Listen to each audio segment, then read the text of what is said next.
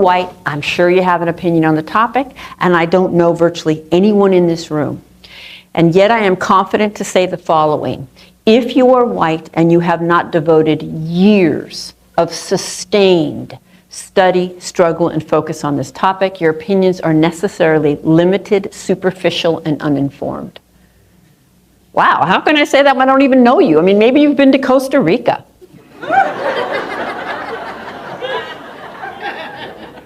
Maybe you have multiracial nieces and nephews. Maybe you were in Teach for America. I can say it because nothing in dominant culture gives us the information we would need to have an informed opinion on arguably the most complex, nuanced social dilemma for the last several hundred years. For example, you can get through graduate school in this country without ever discussing racism, can you not? You can get through teacher education in this country without ever discussing racism. And if you're in a progressive teacher education program, you'll have one required course, multicultural of some sort. But that doesn't mean you'll be discussing racism. You might just be talking about how to introduce ethnic authors in February. Okay? You can get through law school. You can be seen as qualified to lead anything, virtually. Right? So the first challenge for those of us who are white is humility. Racism has been a stain on human history for centuries, but together we have the power to create a world where equality and respect prevail. In this video, we explore actionable ways white and black people can work together to end racism. First, let's watch this video. I am reinforcing the centrality of whiteness. I want to name that. And trust me, I've gone home many a night and tossed and turned over that. Where I always land is that it is a both and, right? To not use this position in this way, for me, is to really be white. And I'd like to be a little less white, right? And a little less white, by the way, does not mean a little more Italian-American. Okay? It means a little less oppressive, quite frankly, a little less oblivious and arrogant and ignorant and certain, and a little more humble and curious and vulnerable. Right? The last thing that I want to acknowledge is that nothing in society gives any of us good information about how this works, and so hopefully, again, as an insider, I can offer something to people of color. I do think people of color know about white fragility way more than I ever will. But again, I do have an insider's perspective. So let me say a little bit about some of the challenges of trying to educate white people on racism. And a great example is I was recently going to give a similar talk to a large tech company, and before they would sign the contract, the legal department wanted to see my slides. And when they got to this slide, they actually asked me if I could take the word white off the slide. To which I replied, you really should have vetted me before you called. No, I won't. All right. First of all, I've never met a white person who doesn't have an opinion on racism, have you? If you are not sure all white people have an opinion on racism, just bring it up the next time you're around a bunch of white people. Maybe tonight when you have a drink in Noe Valley. Okay. I don't think you can grow up in this society or spend any significant time here or any other Western-oriented white settler colonial context and not develop an opinion on racism. That doesn't make it informed. So I'm going to say perhaps my first controversial thing. If you are white, I'm sure you have an opinion on the topic, and I don't know virtually anyone in this room. And yet I am confident to say the following. If you are white and you have not devoted years of sustained study, struggle, and focus on this topic, your opinions are necessarily limited, superficial, and uninformed. Wow, how can I say that when I don't even know you? I mean, maybe you've been to Costa Rica.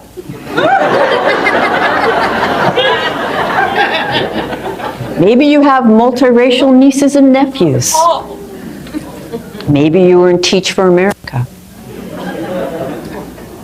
I can say it because nothing in dominant culture gives us the information we would need to have an informed opinion on arguably the most complex, nuanced social dilemma for the last several hundred years. For example, you can get through graduate school in this country without ever discussing racism, can you not? you can get through teacher education in this country without ever discussing racism. And if you're in a progressive teacher education program, you'll have one required course, multicultural of some sort. But that doesn't mean you'll be discussing racism. You might just be talking about how to introduce ethnic authors in February. Okay? You can get through law school. You can be seen as qualified to lead anything virtually. Right? So the first challenge for those of us who are white is humility. I want you to know that I'm not standing in front of the choir right now. Even if you volunteered to come, there is no white choir. I am not the choir. And the moment I think I'm the choir, I'm going to be complacent and arrogant and probably defensive about any suggestion that I might not be as much of the choir as I think that I am. Second challenge is that if I do a good job, this won't be comfortable, particularly for the white people in the room, for the whole time. The status quo is racism, and as a white person, that's comfortable for me virtually 24/7. So I'm not here to uphold that. I want to unsettle that, because we will not get where we need to go from a place of white comfort.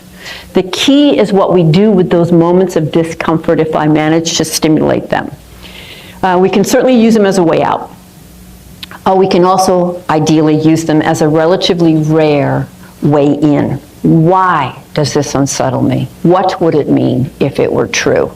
And there are two places where white people begin to get uncomfortable when I give a talk, whether you can consciously articulate it to yourself or not.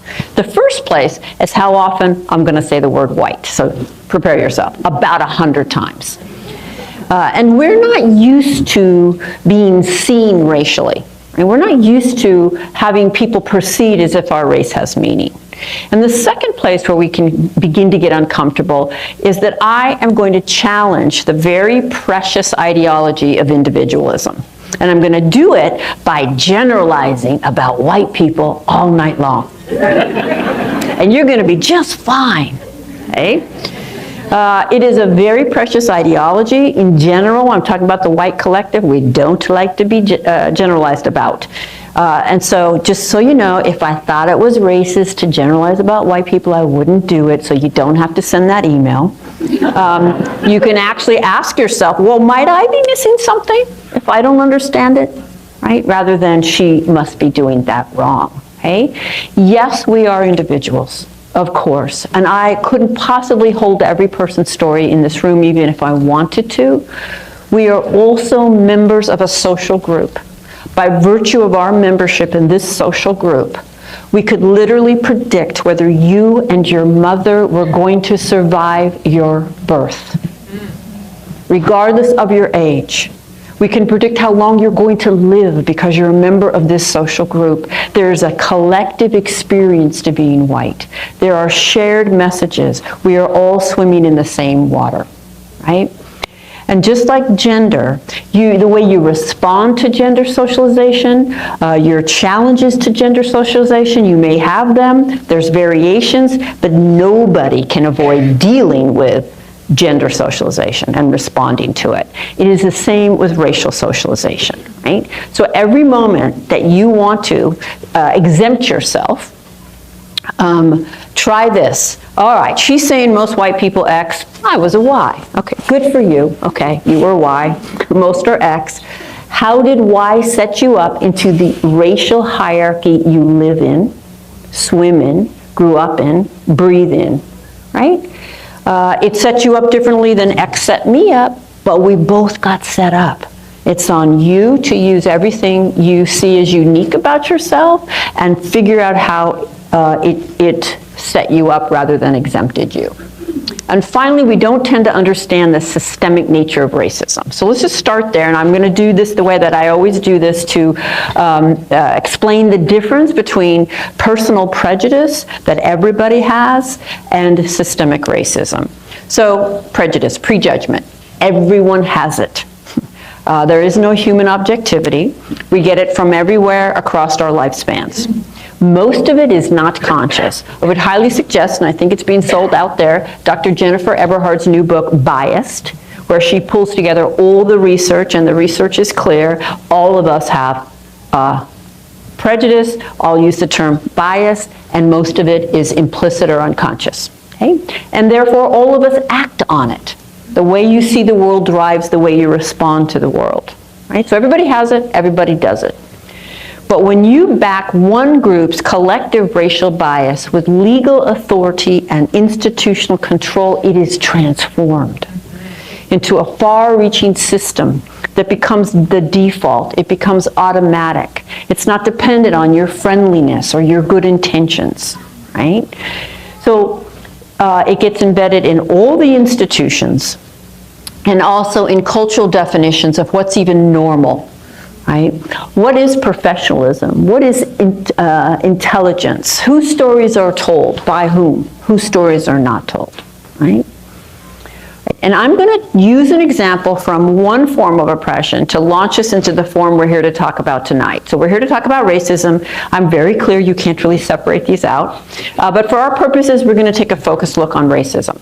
But I'm going to draw from an example from the form called sexism. And relax, I'm going to use dominant language because I'm going to use this the way our textbooks teach us. Right? So hang in there. Women got the right to vote in this country in 1920. There was only one possible way that women could get the right to vote, and that was for men to give it to us.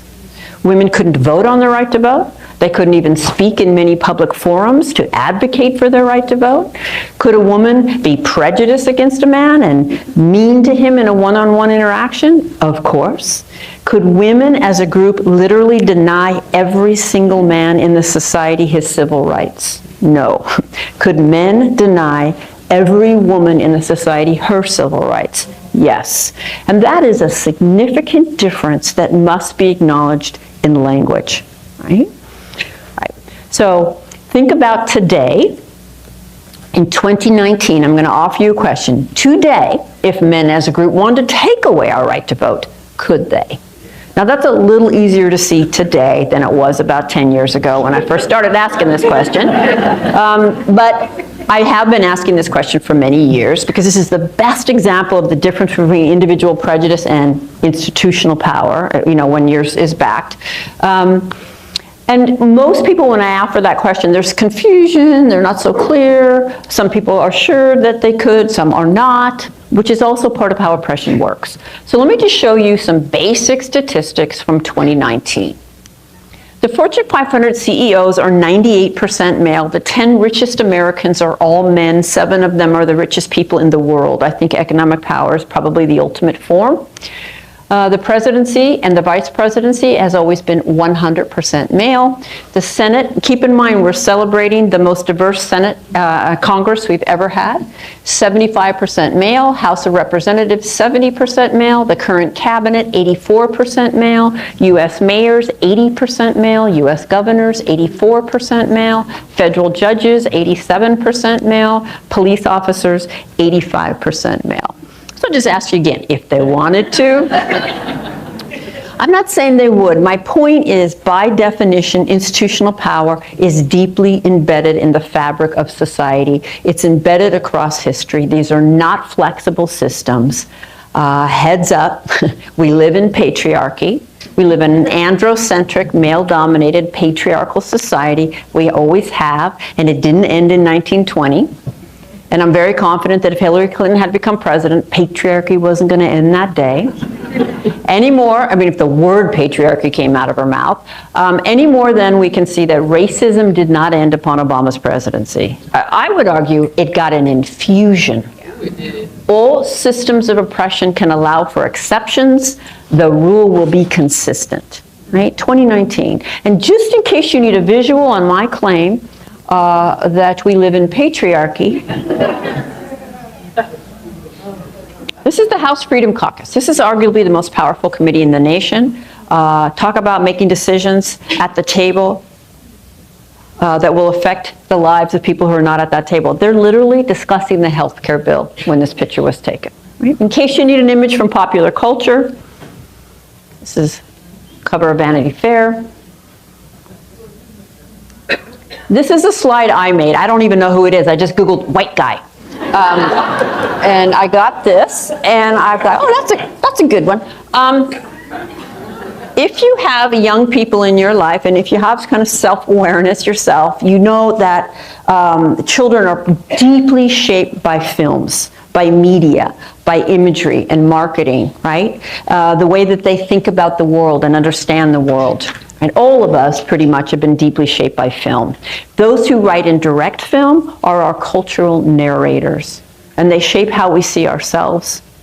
And how we see ourselves in relation to other people. And of the 100 top grossing films of all time across the world disseminated from the US, 99 were directed by men. And 95 of them white. Institutional power is the ability to disseminate your worldview to everyone and to shape how they see themselves, how they see you, how they see themselves in relationship to you. To tell the story of the other, when you are not in relationship with the other, when you don't know the other, to be able to represent the other, and to do it and position yourself as simply telling universal human stories, not from any particular position. So that Mike Lee is a film director who makes films about the human condition, and Spike Lee is a black film director who makes films about black issues. So Facebook puts these things out on holidays. This one came out to commemorate the anniversary of women gaining suffrage. And then some folks did this. Which women got access to the vote in 1920? Yeah, white women. So another dimension of institutional power is that your group's experience is held up as universal. So while we were oppressed as women, we were certainly privileged as white. There is no more universal woman's experience then there is a universal human experience on the physical plane where we live in the here and now. Right? And that recognition, I'm sure many of you know, was termed by Dr. Kimberly Crenshaw, intersectionality. Right? All right, so legal authority and institutional control is what transforms people's prejudice into a far-reaching system. So let's look at race in 2019, right? So the presidency and vice presidency, 100% white. The US Senate, 91% white. I just have to point out again, the most diverse Congress we've ever had. The House of Representatives, 73% white. The current cabinet, 89% white. The governors, 98% white. Mayors, 88% white. Military advisors, just think about who we go to war with. 100% white. Federal judges, 88% white. Police officers, 80% white. The people who decide which TV shows we see, 93% white. The people who decide which books we read, 90% white. People who decide which news is covered, 85% white. People who decide which music is produced, 95% white. School teachers, 82% white. Full-time college professors, 84% white. Owners of men's pro football teams, 97% white. Owners of men's pro basketball teams, 98% white. The players, 75% black. Right? And yet, what is the definition of a racist, of what it means to be racist in the mainstream? Right? Well, it's an individual, always an individual, not a system, who consciously does not like people based on race. Apparently, if it's not conscious, it doesn't count. And is intentionally mean to them. It also has to be intentional to count. Individual, conscious, malintent across race. That is a racist. And I don't know that you could come up with a better definition to protect the system of racism than this one. Because this definition makes it virtually impossible to talk to the average white person about the inevitable absorption of a racist worldview that we get from living in a culture in which it is infused and embedded across all its institutions, right? I think that this definition is the root of virtually all white defensiveness on this topic. Have you guys noticed any white defensiveness on this topic?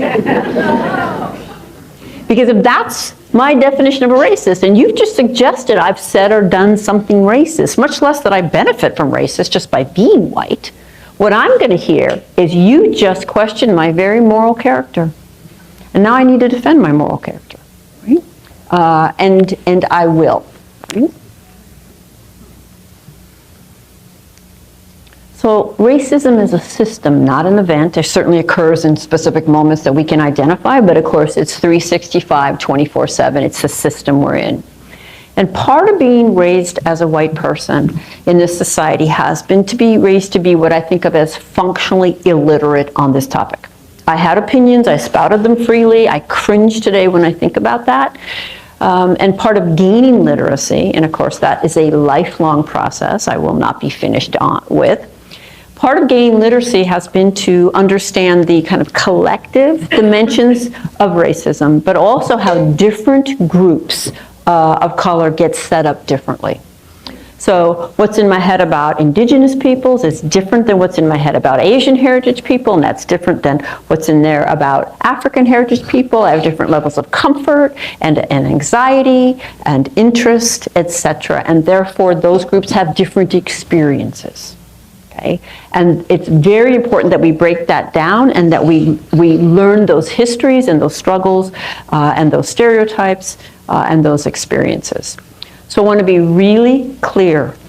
All peoples who are not perceived or defined as white experience racism. And they experience it in shared ways, and they experience it in ways that are different depending on their group and its position to whiteness. Having said that, after 20 years of doing this work, I feel very clear about the following. There is something profoundly anti-black in this culture. And in the white mind, black people are the ultimate racial other. We have the most energy about black people. We have the most resentment and anxiety about black people. And when I have a very short period of time with white people, and I want you to get in touch with your early messages, I ask you to think about black people, right?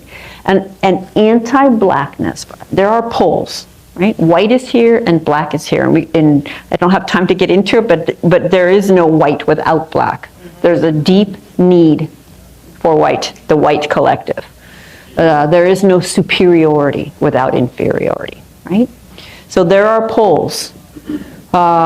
And anti-blackness cuts across all groups, including black people. The darker you are, the more compounded the oppression. And while I'm here to challenge white people in our complacency, there's a very sensitive couple questions I think peoples of color have to ask themselves. One, what does anti-blackness look like in our group, and who have I aligned with? Right? So having mentioned history, anti-blackness, it's a system, I want to just give you one glance at the trajectory of anti-blackness since the beginning of this country to the current time to illustrate those points. And this slide will be deliberately dense, and we can think about it as state-sanctioned organized crime, quite frankly, against African Americans. And it begins with kidnapping and 300 plus years of enslavement, torture, rape, and brutality, and it carries on. About 1/4 of the way in here, bans on testifying against whites, and you are in my lifetime. 1/4 of the way in that slide, you were in my lifetime where it was technically legal to murder black people in this country. I would love to never again hear another white person say I didn't own slaves, as if that ended on that day. And about halfway in at employment discrimination, you are now in 2019 with copious empirical evidence. And if you don't know some of these things, that's on you to educate yourself. But I'm going to pick it up in 2019, and let me repeat, copious empirical evidence. Employment discrimination, educational discrimination, bias laws in policing, white flight, subprime mortgages, mass incarceration, school-to-prison pipeline, disproportionate special education referrals and punishments, testing, tracking, school funding, biased media, voter suppression, cultural mockery, historical omissions, unaddressed trauma, to name a few. It's a system. It's the system we're in, and none of us could be and none of us were exempt from its forces. And this system is not interrupted by friendliness. The system is not interrupted because I smile at black people when I pass them by or go to lunch on occasion. And African Americans are not and have never been in the position to do this to the entire white collective, and the white collective has always been and continues to be in the position to do this to African Americans. There is no such thing as reverse racism. Okay?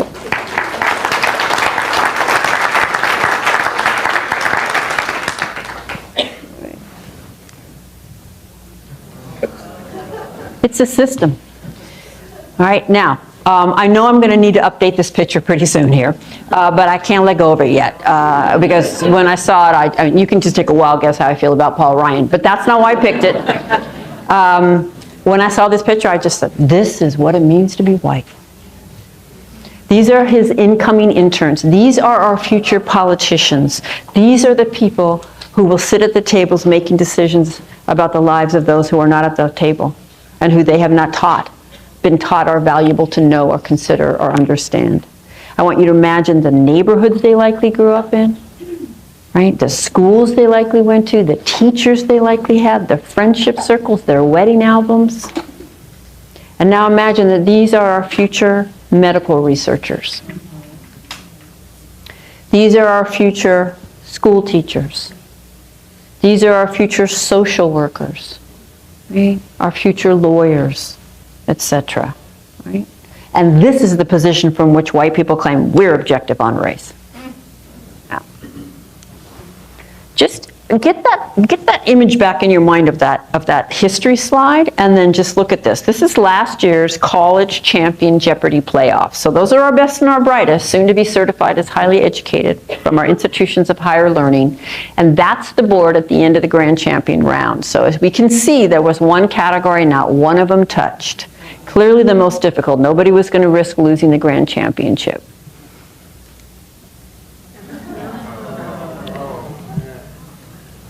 You know, it's just one picture. I think it speaks volumes. And I don't feel that I can do justice to what it means that we don't know our history.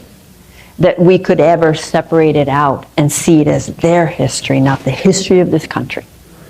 Because when we don't know our history and we cannot trace it into the present, we are left with deeply problematic explanations for current conditions. Victim blaming explanations. So I want to walk you through some questions. I'm going to ask you, you can close your eyes, you can look down at the ground. I just want to, in your mind, I want you to notice what images and what narratives come up for you. Right? And I would like you to answer these questions from your childhood self, your younger self, not your sophisticated adult self, maybe 10, 11, 12. What do you see? Kind of how would you explain it? So how racially diverse was your neighborhood growing up?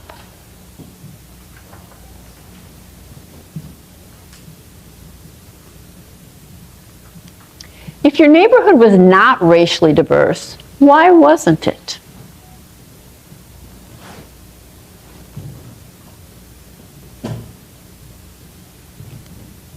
Where did people of different races than you live?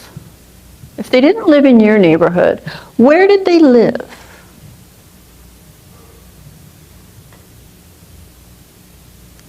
And what was it like where people of different races than yourself lived? And how did you know? What images come to your mind when you think about the spaces where they were? And why didn't you live in the same neighborhood? Why don't we live in the same neighborhood?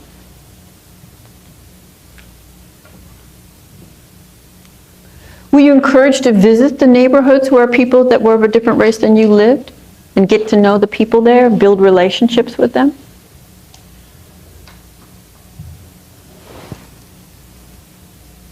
Or were you discouraged from doing that? And if so, how? How was that conveyed to you? What were the characteristics of a good school? What makes a school good?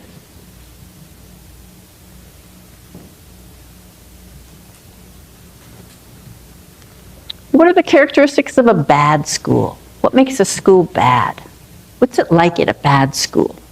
What images do you get?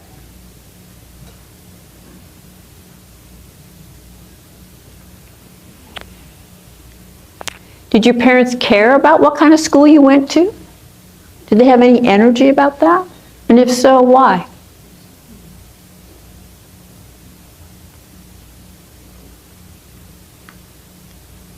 Were the honors or advanced placement classes and the lower track classes equally racially integrated? And if not, why not?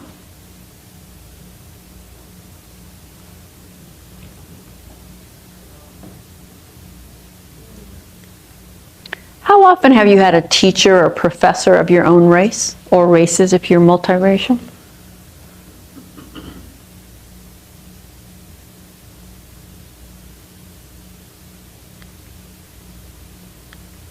How often have you been to a wedding that was either all or virtually all white? If we opened your wedding album, if you're married, what would we notice?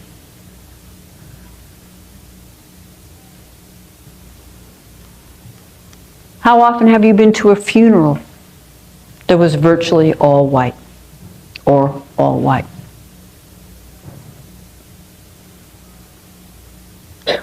And what are some of the ways in which your race has shaped your life?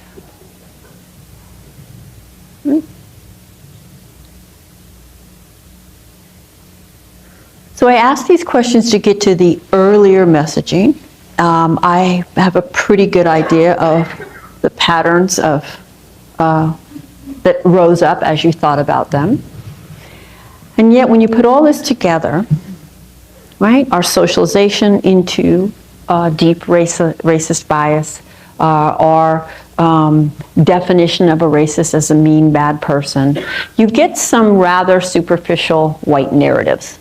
So I want to be really clear about something. As a result of being raised in this society, I have a racist worldview. I have racist biases. I have racist patterns that I have The first step to ending racism is acknowledging its history, from colonialism to systemic discrimination. Understanding the root of racism is essential for addressing its impact today. White people must recognize and understand how privilege operates in society. This is not about guilt, it is about awareness and using that awareness to make change. For Black people, sharing these stories is both a personal and collective act of resistance. It creates awareness and fosters empathy in others. Ending racism requires honest, uncomfortable conversations. Both Black and white individuals need to listen actively and speak with vulnerability. Racism thrives in silence. White allies must speak up when they witness racism, whether it is at work, in social settings, or online. On a larger scale, both Black and white individuals must push for systemic reforms that promote equality and justice. Ending racism is not just about tearing down barriers. It is about building a future where diversity is celebrated and humanity is shared. Ending racism is a collective journey that requires courage, compassion, and commitment. White and Black people working together can dismantle the systemic of hate and build a future of love and equality. What are steps you take to fight racism in your community? Share your thoughts in the comment box. Do not forget to like this video and subscribe for more content. Until next time, cheers and have a good one.